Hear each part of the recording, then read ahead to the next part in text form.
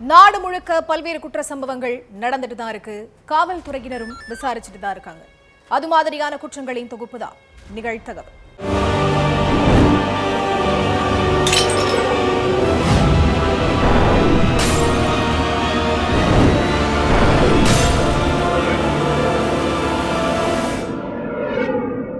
நிகழ்தகவு. தெருவில் உள்ள வீடுகளின் கதவுகளை தட்டிய 13 வயது சிறுமி. வீட்டிற்குள் இரத்த வெள்ளத்தில் சடலமாக கிடந்த தாய் தங்கை. பெட்ரூமில் தூக்கில் தொங்கியபடி தந்தை சடலம். அதிர்ச்சியில் உறைந்து போய் நின்ற அக்கம் பக்கத்தினர். விசாரணையில் வெளிவந்த அதிர்ச்சி தகவல். திகிலூட்டும் கொடூர சம்பவத்தின் பின்னணி என்ன? நள்ளிரவில் வீட்டிற்குள் என்ன நடந்தது?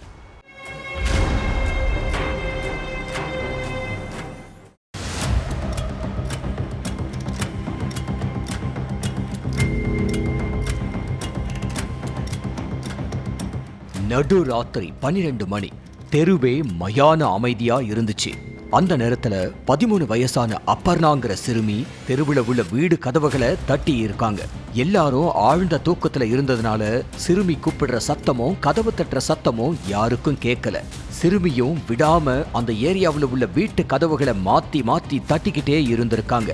அப்போ சிறுமி கதவு தட்டுற சத்தம் கேட்டு கண்முழிச்ச ஒரு அம்மா யாரு இந்த நேரத்துல கதவு தட்டுறதுன்னு யோசிச்சுக்கிட்டே ஜன்னல் வழியா எட்டி பார்த்திருக்காங்க. அப்போ வீட்டு வாசல்ல சிறுமி அப்பர்ணா நின்னுகிட்டு இருந்த கோலத்தை பார்த்தவங்க ஷாக் ஆயிட்டாங்க. ஏன்னா அந்த சிறுமி கை கால் பகுதிகளில் ரத்தம் வழிய வழிய நின்னுகிட்டு இருந்திருக்காங்க. அதுக்கப்புறம் கதவை திறந்து அந்த பெண் அப்பர்ணா கிட்ட என்னாச்சு, இந்த நேரத்துல என்ன பண்றன்னு பதற்றத்தோட விசாரிச்சுக்கிட்டு இருக்க. அக்கம் பக்கத்துல உள்ளவங்க ஒவ்வொருத்தரா வெளியில வந்திருக்காங்க. அழுதுகிட்டு இருந்த சிறுமி கிட்ட மொத்த பேரும் சேர்ந்து என்னாச்சுன்னு கேட்டப்ப அவங்க சொன்ன விஷயம் அங்க இருந்தவங்களை பதற வச்சிருக்கு. அதுக்கப்புறம் சிறுமிய கூட்டிக்கிட்டு அவங்க வீட்டுக்கு போய் பார்த்தப்ப அப்பர்ணாவோட அம்மா, தங்கச்சி, பெரியம்மா 3 பேரும் நடு வீட்டுல ரத்த வெள்ளத்துல கிடந்திருக்காங்க. பக்கத்துல உள்ள ரூம்ல சிறுமியோட அப்பா தூக்குல தொங்கிக்கிட்டு இருந்திருக்காரு.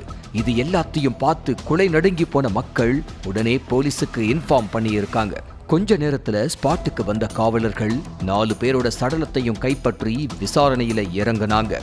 அதுலதான் நடுராத்திரி வீட்டுக்குள்ள நடந்த திகில் சம்பவத்துக்கு காரணம் யாரு, இந்த கொலைகள் எதுக்காக நடந்துச்சு அப்படிங்கிறதுக்கான காரணம் தெரிய வந்துச்சு. தெலங்கானா மாநிலம் விகாராபாத் பக்கத்துல குலக்கச்சலராங்கிற கிராமம் இருக்கு.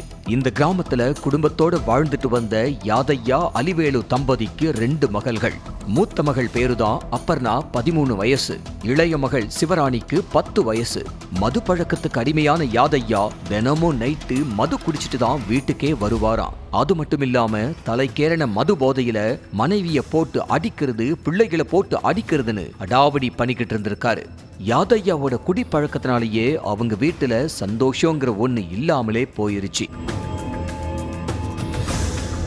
யாதையா என்னதான் போதையில அடாவடித்தனம் பண்ணிக்கிட்டு இருந்தாலும் அலிவேலு தன்னோட கணவரோட கொடுமைகளை சகிச்சுக்கிட்டு வாழ்க்கைய நடத்திக்கிட்டு இருந்தாங்க. ஆனா நாளாக நாளாக அவரோட அடாவடித்தனம் எல்லை மீறி போயிருக்கு. தினமும் இப்படி குடிச்சிட்டு வந்தா நம்ம வாழ்க்கை என்ன ஆகும், நம்மளை பத்தி யோசிக்கலனா கூட பரவாயில்ல, நமக்கு 2 பொம்பளை பிள்ளைங்க இருக்காங்க, அவங்கள பத்தி ஒரு நாளாச்சும் யோசிச்சு பாத்திருக்கியான்னு அலிவேலு யாதையா கிட்ட கோபமா கேட்டிருக்காங்க. அப்போ என்கிட்டயே குரலை உசத்தி பேசுறியான்னு கேட்டு மனைவிய சர்றமாரியா அடிச்சிருக்காரு. அலிவேலுக்கு தினமும் வாழ்க்கை இப்படியே போய்கிட்டு இருந்த நேரத்துல கணவன் மேல சந்தேகம் வர ஆரம்பிச்சிருக்கு. கணவன் யாதையாவுக்கு வேறு பெண்ணோட தொடர்பு இருக்கு, அதனால தான் நம்மள இந்த அளவுக்கு கொடுமைப்படுத்துறாருன்னு அலிவேலுக்கு தோணி இருக்கு.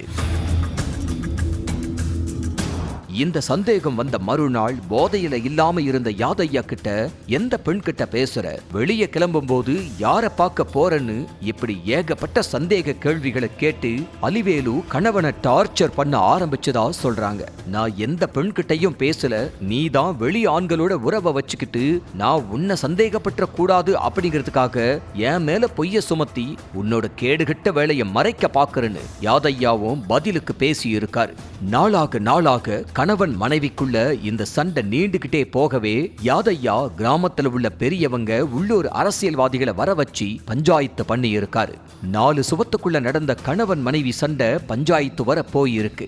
என் மனைவிக்கு வெளி ஆண்களோட உறவு இருக்குன்னு யாதையா சொன்னதும் அலிவேலுவோட அக்கா ஹனுமம்மா யாதையாவை பயங்கரமா திட்டி சத்தம் போடவே அங்கிருந்த கிராம தலைவர்கள் கணவன் மனைவிய சமாதானம் பண்ணி அனுப்பி வச்சாங்க. அதுக்கப்புறம் வீட்டுக்கு போன அலிவேலு ஹனுமம்மா 2 மகள்களும் நைட்டு சாப்பிட்டு முடிச்சுட்டு தூங்கி இருக்காங்க. காலையிலிருந்து கொலவெறியோடு இருந்த யாதையா நுங்கு வெற்ற கத்தியை எடுத்து தூங்கிட்டு இருந்த மனைவி அலிவேலுவை சரமாரியா வெட்டி இருக்கான். அலிவேலுவோட சத்தம் கேட்டு பக்கத்துல தூங்கிக்கிட்டு இருந்த அக்கா ஹனுமாமா, மகள்கள் சிவராணி, அபர்ணா 3 பேரும் எந்திரிச்சிருக்காங்க. அப்ப அவங்களையும் ஆத்திரம் தீர்ற வரைக்கும் யாதையா சரமாரியா குத்தி இருக்கான். யாதையா கிட்ட இருந்து தப்பிச்ச அபர்ணா தெருவுல உள்ளவங்களை கூட்டிக்கிட்டு வந்து அம்மா, பெரியம்மா, தங்கச்சிய காப்பாத்தலாம்னு நினைச்சு ஓடி போயிருக்காங்க. ஆனா அலிவேலு, ஹனுமம்மா, சிவராணி ரத்த வெள்ளத்துல துடிதுடிச்சு உயிரிழந்துட்டாங்க. இதெல்லாம் நடந்தது நைட்டு 11:30 மணிக்கு. ஆத்திரத்துல கொலை பண்ணிட்டோமேன்னு பதற்றமடைஞ்ச யாதையா ரூம்ல போய் ஃபேன்ல தூக்கு போட்டுக்கிட்டு சூசைடு பண்ணிக்கிட்டாரு. போலீசார் விசாரணையில தான் மொத்த நடுராத்திரி என்ன நடந்தது அப்படிங்கிறது தெரிய வந்துச்சு. அம்மா அப்பான்னு யாரும் இல்லாம 13 வயசான அபர்ணா வெட்டு காயங்களோட ஹாஸ்பிட்டல்ல ட்ரீட்மெண்ட்ல இருக்காங்க.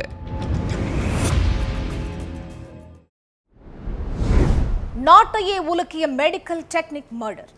டாக்டர் மனைவியையே மயக்க ஊசி போட்டு கொலை செய்த கொடூரம். போஸ்ட்மார்ட்டம் ரிப்போர்ட் அறிக்கையால் அதிர்ந்த குடும்பம். 6 மாதத்தில் மருத்துவ கணவனை அலேக்காக தூக்கி சிறை வைத்த காவல்துறையினர். செல்போன், லேப்டாப் டேட்டாக்களை அலசி ஆராய்ந்த தடயவியல் நிபுணர்கள். மருத்துவரின் கொலை குற்றத்தை வெளிப்படுத்திய டிஜிட்டல் ஆப். மருத்துவரின் செல்போன் மற்றும் லேப்டாப்பில் இருந்தது என்ன?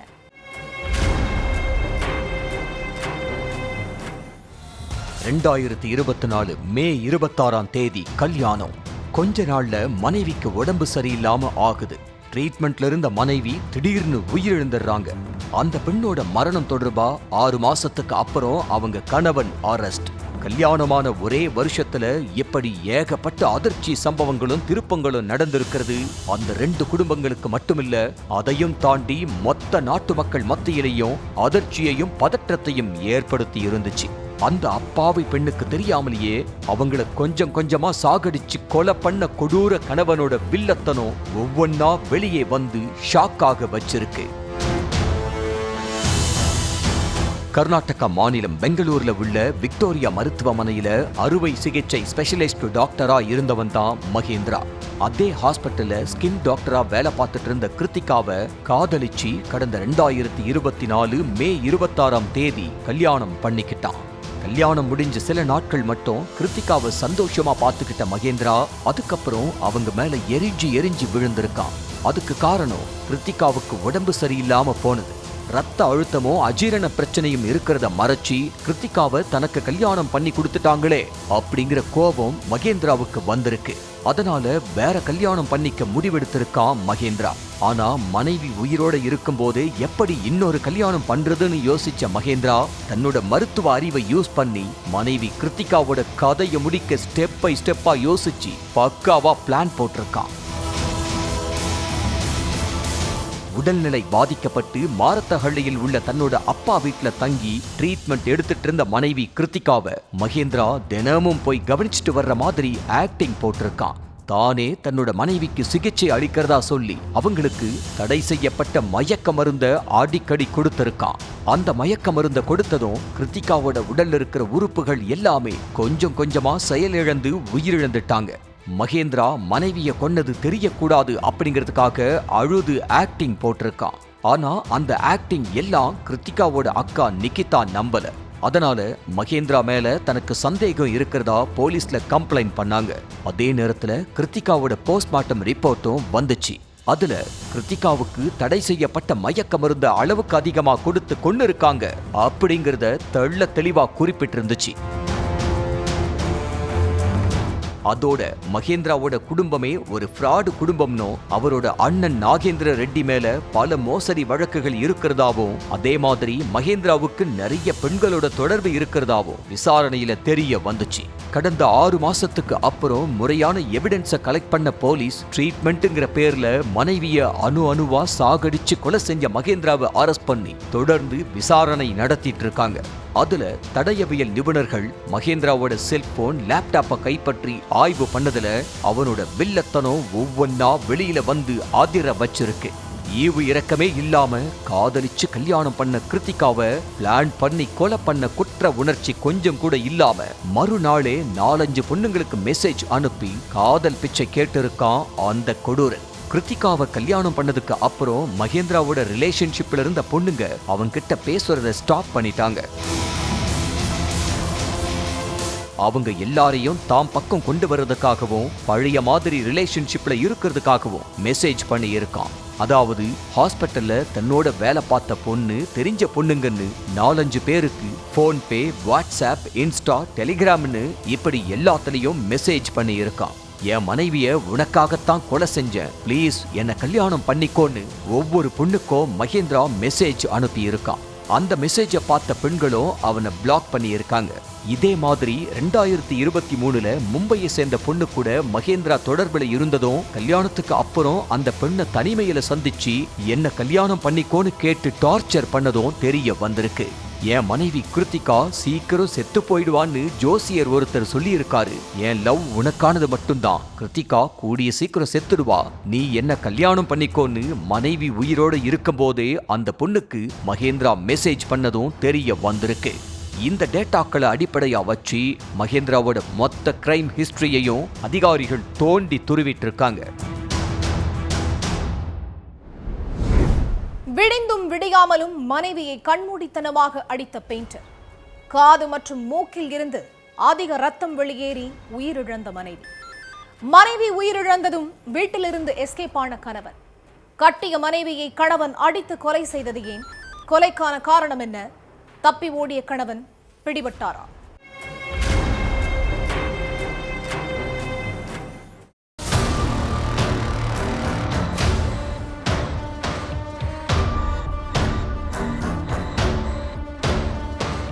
பெயிண்டர் வேலை பார்க்கிற நானி வழக்கம் போல வேலைக்கு போயிருந்திருக்காரு. மனைவி தேனா மட்டும் வீட்டுல இருந்திருக்காங்க. 6 வயசு மகள் அவங்க பாட்டி வீட்டுல இருந்திருக்காங்க. அந்த நேரம் பார்த்து தற்செயலா சொந்தக்காரங்க வீட்டுக்கு வந்திருக்காங்க. வாசல் கதவு திறந்துதான் இருந்திருக்கு. ஆனாலும் நாம வாட்டுக்கு உள்ள போனா நல்லா இருக்காதுங்கிறதுக்காக வாசல்ல நின்னு தேனா தேனான்னு கூப்பிட்டு பார்த்திருக்காங்க. ஆனா வீட்டுக்குள்ள இருந்து எந்த சத்தமும் இல்லாததுனால சந்தேகப்பட்டு உள்ள போய் பார்த்திருக்காங்க சொந்தக்காரங்க. அப்ப வீட்டுக்குள்ள தேனா பேச்சு மூச்சு இல்லாம காது மூக்குல ரத்தம் வழிதபடி மயங்கி கிடந்திருக்காங்க. உடனே அக்கம் பக்கத்துல உள்ளவங்க உதவியோட தேனாவை ஹாஸ்பிட்டலுக்கு அழைச்சிட்டு போயிருக்காங்க. அவங்கள பரிசோதனை பண்ணி பார்த்த டாக்டர்கள் தேனா ஏற்கனவே உயிரிழந்துட்டதா சொல்லி இருக்காங்க. தேனாவுக்கு என்ன ஆச்சு, எப்படி உயிரிழந்தாங்கன்னு சொந்தக்காரங்கெல்லாம் குழம்பி போயிருக்காங்க. தேனா இருந்தத கணவர் நானிக்கு சொல்லலாம்னு நினைச்சு அவருக்கு போன் பண்ணி பார்த்தா செல்போன் ஸ்விட்ச் ஆஃப்ல இருந்திருக்கு. அவர் வேலை செய்யற இடத்துக்கு ஆளை அனுப்பி விசாரிச்சா நானி காலையிலிருந்தே வேலைக்கு வரலன்னு சொல்லி இருக்காங்க. ஃப்ரெண்ட்ஸ் கிட்ட விசாரிச்சோம், எந்த தகவலும் இல்ல. அப்பதான் தேனாவோட மரணத்துக்கும் கணவர் நானிக்கும் ஏதோ சம்பந்தம் இருக்கிற விஷயம் சொந்தக்காரங்களுக்கு தெரிஞ்சிருக்கு. விஷயம் தெரிஞ்சு ஹாஸ்பிட்டலுக்கு வந்த போலீஸும் தேனாவோட கணவன் நானிய தேடிக்கிட்டு இருக்காங்க. இதுக்கிடையில தேனாவோட போஸ்ட்மார்ட்டம் ரிப்போர்ட்டும் வந்திருக்கு. அதுல தேனாவோட கழுத்தை நெரிச்சி சர்றமாரியா அடிச்சதுனால தான் அவங்களோட உயிர் பறி போயிருக்குன்னு குறிப்பிடப்பட்டிருந்துச்சு. அப்ப நானிதான் கண்டிப்பா தேனாவை கொன்னிருக்கான்னு சொந்தக்காரங்க உறுதியா சொல்ல மனைவிய கணவனே எதுக்கு கொலை செய்யணும்னு போலீஸ் விசாரிச்சப்பதான் எல்லா விஷயமும் தெரிய வந்திருக்கு.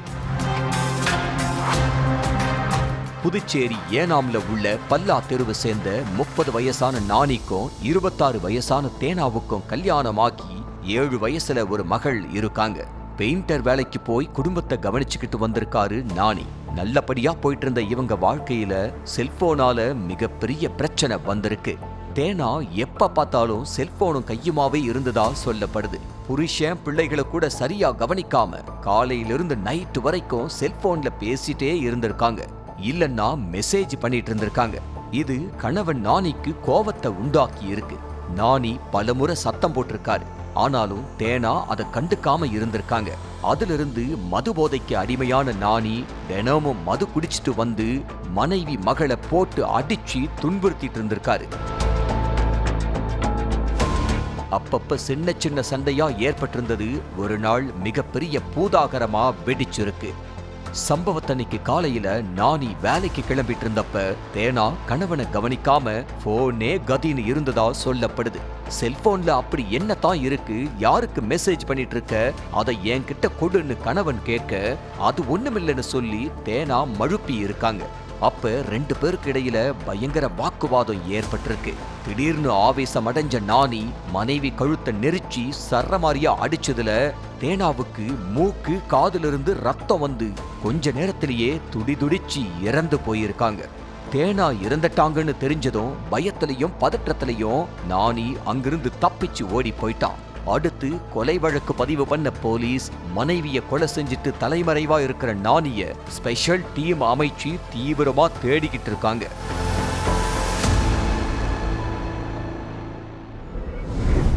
பிளே கிரவுண்டின் பின்புறம் உள்ள கழிவுநீர் வாய்க்கால் பாலத்தின் மேல் கிடந்த இளைஞரின் சடலம்.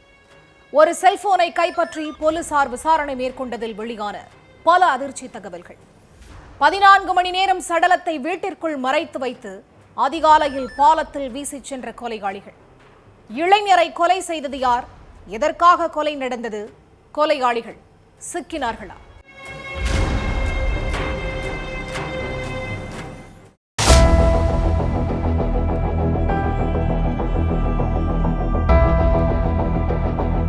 பாண்டி மெரினா செல்லும் சாலை உப்பளம் பிளே கிரவுண்ட் பின்புறத்தில் உள்ள கழிவுநீர் வாய்க்கால் பாலத்துக்கு மேல ஒரு இளைஞரோட சடலம் கிடக்கிறதா அதிகாலை 4 மணிக்கு ஒதியஞ்சாலை போலீஸ் ஸ்டேஷனுக்கு போன் வந்திருக்கு.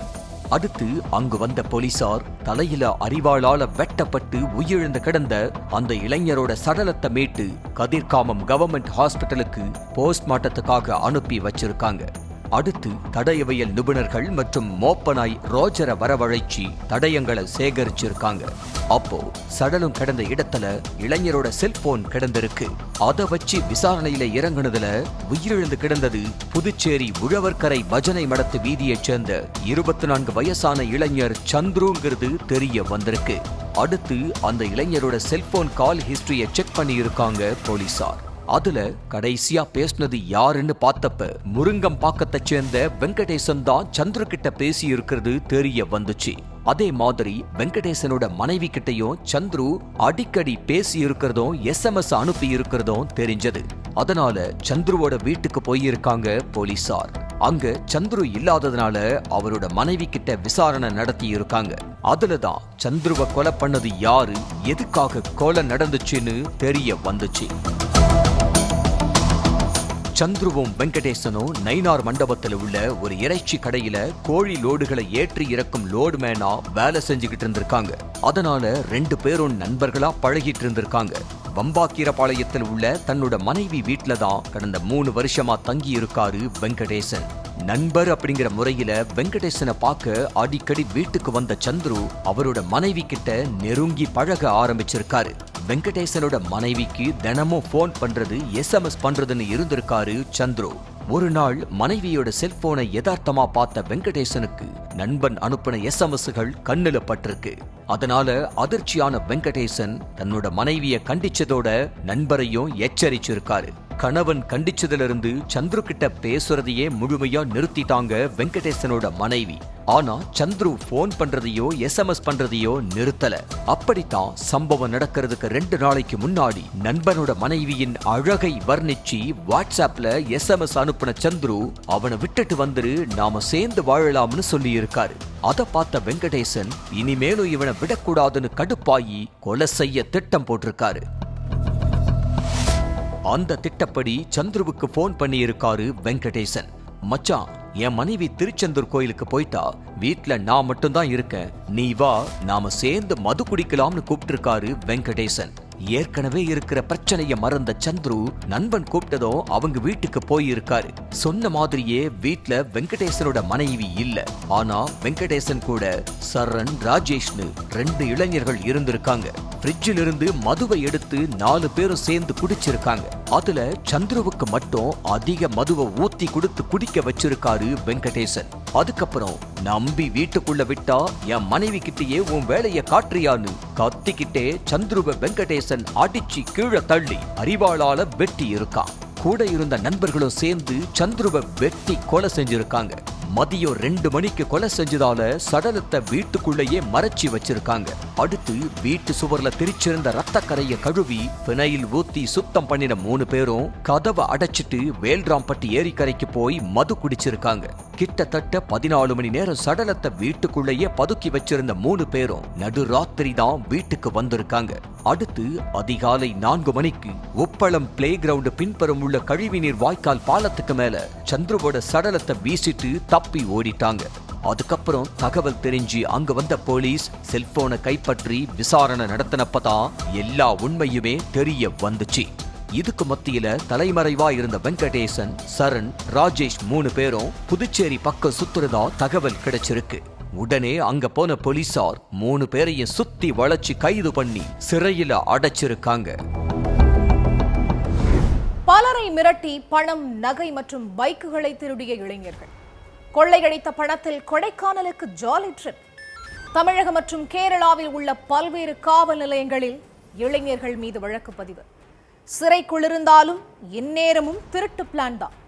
உடைந்த பியர் பாட்டில் முனையில் ஒருவரை மிரட்டி நகையை பறித்துவிட்டு 20 நாட்களுக்கு மேலாக சிக்காத இளைஞர்கள் போலீசில் தானாக சிக்கியது எப்படி நடந்தது என்ன?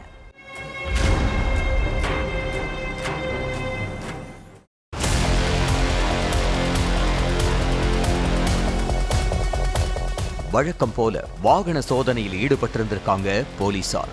அப்ப 2 பைக்ல வந்த 4 இளைஞர்கள் காவலர்கள் வாகனத்தை நிறுத்த சொல்லியும் அங்கிருந்து வேகமா போறதுக்காக பைக்கை முறுக்கி இருக்காங்க. ஆனா உஷாரான காவலர்கள் அந்த இளைஞர்களை நகர விடாம தடுத்து நிறுத்தி இருக்காங்க. லைசன்ஸ் எங்க, ஆர்சி புக் எங்கன்னு கேட்டப்ப திருன்னு முழிச்ச அந்த இளைஞர்கள் வீட்ல இருக்கு, எடுத்துட்டு வர்றேன்னு சொல்லி இருக்காங்க.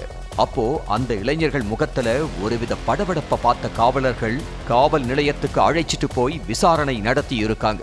அப்பதான் அந்த இளைஞர்கள் வந்த பைக்ல ஒன்னான R15 பைக் திருட்டு பைக் அப்படிங்கிறது தெரிய வந்துச்சு. அதோட அந்த 4 பேர் மேலையும் தமிழ்நாடு மற்றும் கேரளாவில் உள்ள பல்வேறு காவல் நிலையங்கள்ல ஏற்கனவே கொலை முயற்சி, கொள்ளை, வழிப்பறி உள்ளிட்ட பல வழக்குகள் நிலுவையில் இருக்கிறதும் தெரிய வந்துச்சு. அதுக்கப்புறம் அந்த இளைஞர்கள் கிட்ட துருவி விசாரணை நடத்தி இருக்காங்க. அப்போ கடந்த அக்டோபர் மாசம் 12ஆம் தேதி ஒருத்தரை மிரட்டி பணம் பறிச்சதை தாங்களாவே ஒத்துக்கிட்டாங்க. கன்னியாகுமரி தேங்காய் பட்டணம் பகுதியைச் சேர்ந்த விஜய் நட்டாலம் பகுதியில பெருசா ஆள் நடமாட்டம் இல்லாத சாலையில பைக்ல போயிட்டு இருந்திருக்காரு. அப்போ ஐரேனிபுரம் நிர்மல், தொழிற்கோடு பெண்டன் பின், நட்டாலம் காட்பின், ஆசாரிப்பள்ளம் பிரவீன் 4 பேரும் சாலையில குறுக்கு நின்னு விஜனை வழிமறிச்சிருக்காங்க.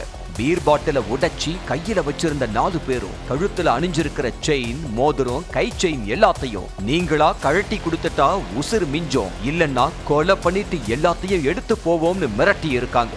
அதனால பயந்து போன விஜய் செயின், கை செயின், மோதிரம் எல்லாத்தையும் கழட்டி கொடுத்திருக்காரு. அதை வாங்கின 4 பேரும் அங்கிருந்து எஸ்கேப் ஆயிட்டாங்க. அதுக்கப்புறம் போலீஸ் ஸ்டேஷன்ல போய் நடந்த விவரத்தை சொல்லி கம்ப்ளைண்ட் கொடுத்திருக்காரு விஜய். சம்பவம் நடந்த இடத்துல சிசிடிவி கேமராக்கள் இல்லாததுனால கொள்ளையர்களை பிடிக்கிறது போலீஸுக்கு பெரும் சவாலாவே இருந்திருக்கு. கொள்ளை சம்பவம் நடந்து 20 நாட்களுக்கு மேலாக்கியும் கொள்ளையர்களை பத்தின எந்த துப்புமே கிடைக்கல. இதுக்கு மத்தியில சென்னி தோட்டம் பகுதியில வழக்கமான வாகன சோதனையில ஈடுபட்டிருந்திருக்காங்க போலீசார். அப்போ அவ்வழியா வந்து போலீஸ் கிட்ட தானாவே சிக்கின இளைஞர்கள் 4 பேரும் விஜின் கிட்ட நகைய பறிச்ச விஷயத்தையும் சொல்லி இருக்காங்க. நிர்மல், பென்டன் பின், காட்பின், பிரவீன் 4 பேருக்கும் மிரட்டி வழிப்பறி பண்றது, கொள்ளையடிக்கிறது இதுதான் மெயின் தொழிலே. அப்படி கொள்ளையடிக்கிற பணத்துல கொடைக்கானலுக்கு ஜாலியா ட்ரிப் போற 4 பேரும் பணம் காலியாகிற வரைக்கும் ரிசார்ட்ல தங்கி மது போதையிலேயே மிதந்திருக்காங்க.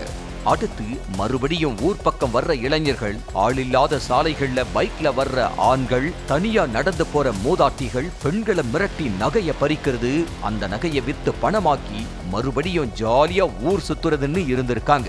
திருட்டு வழக்குகள் சம்பந்தமா அடிக்கடி சிறைக்கு போற இந்த இளைஞர்கள் கம்பிக்குள்ள இருந்தாலும் வெளியே வந்து எப்படி கொள்ளையடிக்கலாம்னு திருட்டு பிளான் தான் போட்டிருக்காங்க. இப்படி பல திருட்டு சம்பவங்களை செஞ்ச 4 பேரையும் அரெஸ்ட் பண்ணி சிறையில தள்ளின போலீசார் அவங்க கிட்ட இருந்து R15 பைக்கையும் பறிமுதல் பண்ணி இருக்காங்க. ஒவ்வொரு குற்றங்களின் முடிவும் சட்டத்தின் கையில். விசாரணை தொடரும். பார்க்கலாம் அடுத்த நிகழ்தகவில்.